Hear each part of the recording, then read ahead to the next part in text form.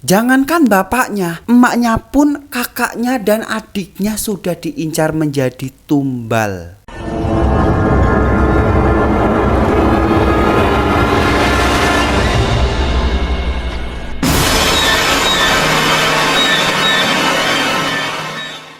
Halo cuy, terima kasih kalian telah klik video ini dan selamat datang di Rumpi Horor bersama gue Julian Spear.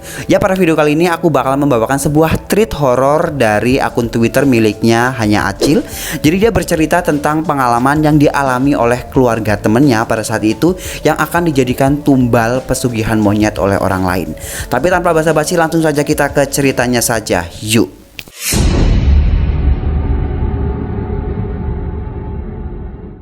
Oke cuy, sebelum lanjut ke ceritanya, aku bakalan memperkenalkan sosok dari keluarga ini. Dan semua tempat, nama, alamat kita samarkan ya cuy. Jadi ini anggap aja keluarga dari Bapak Bowo dan Ibu Lasmi. Bapak Bowo dan Ibu Lasmi ini memiliki dua orang anak yang bernama Ian dan Yeyen. Singkat cerita, Bapak Bowo ini memiliki sebuah kios, di mana kios tersebut itu menjual berbagai macam makanan-makanan ringan. Jadi kayak kiosnya kayak kios-kios kelontongan gitu cuy. Namun setelah Ian menikah, si anaknya ini, kios tersebut dikasih kepada si Ian. Jadi si Ian ini disuruh melanjutkan kios oleh bapaknya. Ya namanya jualan cuy, kadang sepi ya, kadang rame, dan tidak menutup kemungkinan cuy, kadang kita bisa untung dan kadang juga kita bisa rugi. Tapi semua itu Ian lakukan demi menghidupi keluarga kecilnya. Pada suatu malam ketika Ian sedang menjaga kios sendirian, tiba-tiba ada seorang bapak-bapak yang menghampiri Ian dan mengajaknya untuk mengobrol.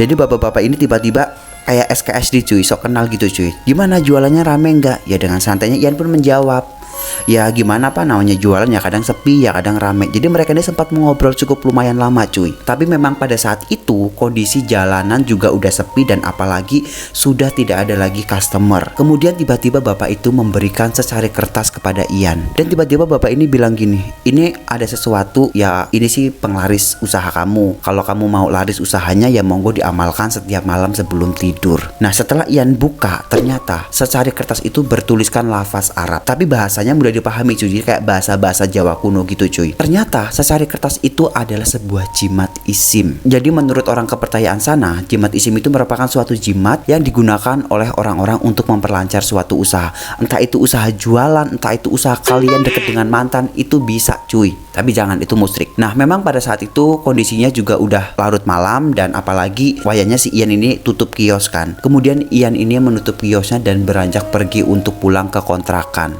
Jadi for your information, ternyata si Ian ini bukan penduduk asli pribumi situ, melainkan dia pendatang dari kota lain cuy. Setelah Ian sampai di kosan, Ian ini menemui bapaknya dan memberikan secari kertas tersebut kepada si bapaknya. Dan dia bilang gini, pak, tiba-tiba ada orang yang memberi kita jimat isim. Ya nggak tahu sih ini beneran apa enggak, karena Ian ngerasa si bapaknya ini tahu tentang hal-hal yang sakral atau benda-benda gaib. Makanya dia ngasih ke bapaknya supaya dilihat. Keesokan harinya cuy, bapaknya ini langsung pulang kampung dan dia akan mencari tahu kebenaran dari jimat isim tersebut. Setelah seminggu berlalu cuy, tiba-tiba kiosnya Ian ini mendadak sepi dan tidak ada customer sama sekali.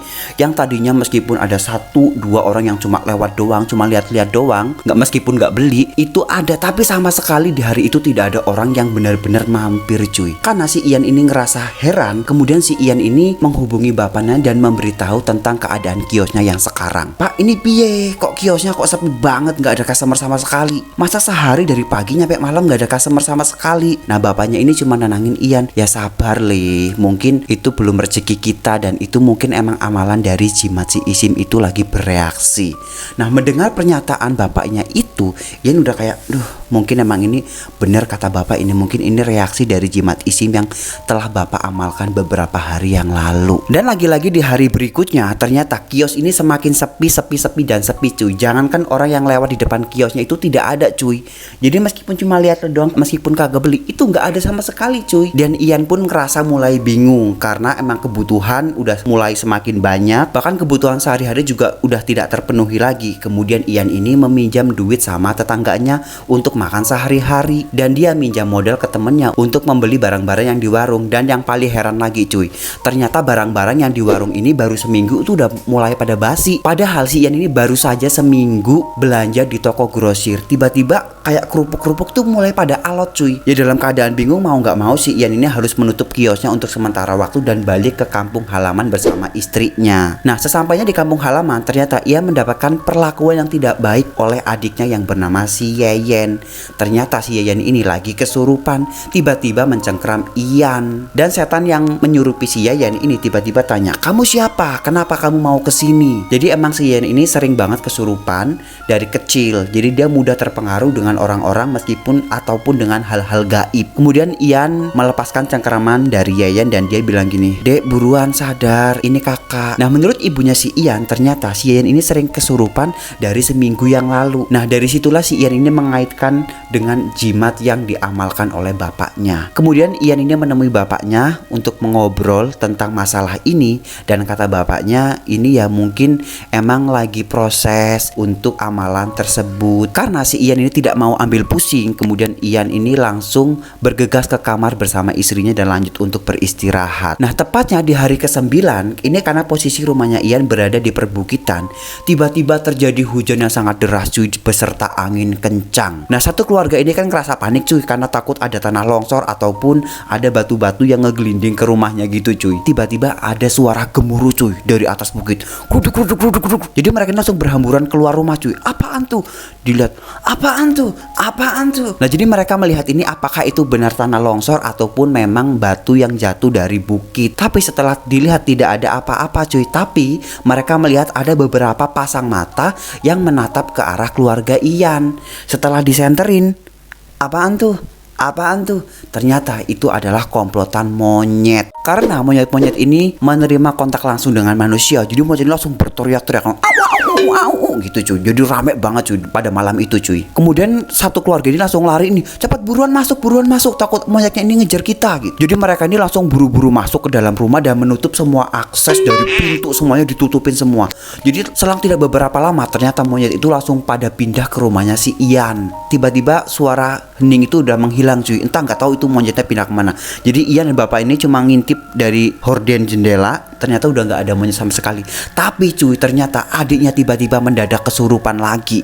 Yang lebih anehnya lagi, adiknya ini kesurupan, gerak-geriknya udah kayak monyet. Jadi dia dari duduknya terus lo sering loncat-loncat. Jadi kesurupannya tuh aneh cuy. Dan ternyata si adiknya ini kesurupan oleh setan monyet. Jadi Ibu Lasmi ini langsung panik. Ini gimana pak? Ini gimana pak? Anak kita gimana? Kemudian bapaknya ini langsung merangkul si Yeyen dan menenangkan. Tapi bapaknya ini sempat digigit oleh si Yeyen. Karena mereka semuanya panik, kemudian bapaknya ini menyuruh Ian untuk memanggil ustadz yang benar-benar sudah terkenal di daerahnya. Nah, Ian pun bergegas menemui Pak Ustadz tersebut.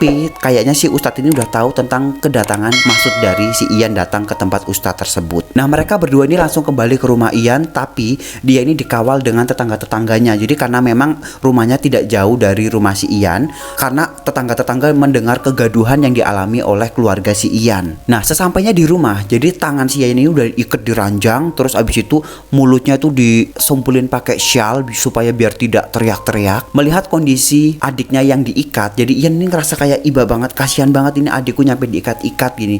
Jadi Ian tuh rencana pengen ngelepasin, tapi sama bapaknya itu nggak boleh, takut ada sesuatu hal yang tidak diinginkan. Karena memang pada saat itu lagi geger cuy. Jadi warga ini pada datang cuy ngelihat kondisinya si Yeyen. Nah, kemudian si Pak Ustadz ini mencoba berinteraksi dengan makhluk gaib yang menyurupi si Yeyen. Dan Pak Ustadz ini mencoba bertanya, "Kamu siapa? Kenapa masuk ke anak ini?" Kemudian makhluk gaib tersebut itu bilang gini, "Kamu bodoh, kamu ini udah saya kasih jimat tapi malah kamu dikasih ke bapak kamu. Aku adalah monyet siluman yang disuruh oleh orang kemarin. Tadinya kamu adalah incaran aku untuk mengamalkan jimat, tapi malah kamu dikasih ke bapakmu." Nah, mendengar pernyataan tersebut, si Pak Ustadz ini menanyakan tentang keberadaan jimat tersebut. Jadi Pak Ustadz ini mencoba memperingati sosok yang menyerupi si Yeyen. Tapi ternyata sosok tersebut malah tertawa, jadi membuat kengerian orang-orang di sekitarnya. Nah, Ustadz ini mengambil secari kertas yang dari genggamannya si bapaknya dan kemudian dia membacakan doa-doa segala macam. Kemudian setan ini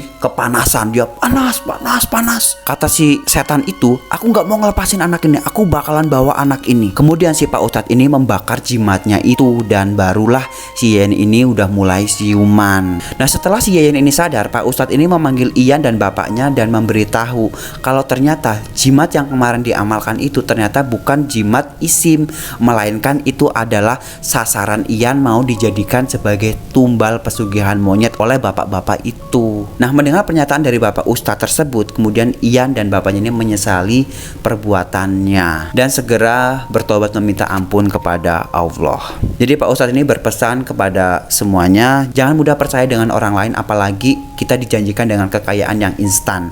Ya namanya mau kita kaya, kita harus bekerja dulu, gak langsung instan tiba-tiba datang terus kita kaya. Itu adalah suatu hal yang sangat mustahil. Oke cuy, itulah cerita horor dari pengalaman keluarga Bapak Bowo dan Ibu Lasmi yang menurut aku ini adalah benar-benar creepy banget sih. Jadi hampir saja keluarganya dia itu dijadikan sasaran tumbal oleh orang lain. Jadi buat kalian jangan mudah percaya dengan orang lain, apalagi orang yang baru kita kenal gitu kan ya. Ibaratnya kita dengan saudara aja, saudara masih bisa nikung belakang, masih bisa main tikung, apalagi orang lain yang baru kita kenal. Oke cuy, jangan lupa tekan tombol subscribe-nya dan share ke sosial media jika kalian suka dengan video ini, karena aku udah gak sabar lagi bikin video-video selanjutnya untuk ketemu sama kalian. See you.